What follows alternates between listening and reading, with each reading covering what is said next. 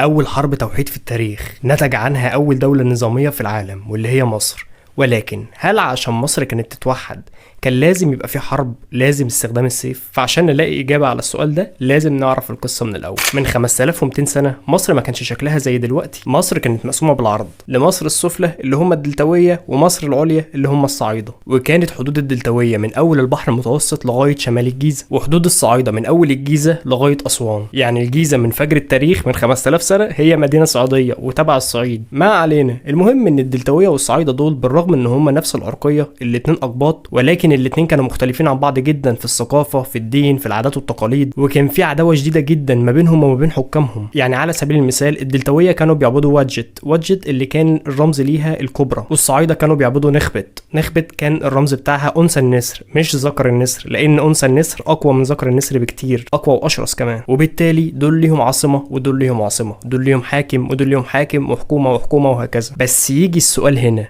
ليه اصلا يحصل انقسام بين المستقرين على ضفاف وادي النيل؟ ليه يبقى فيه دلتاويه ويبقى فيه صعايده؟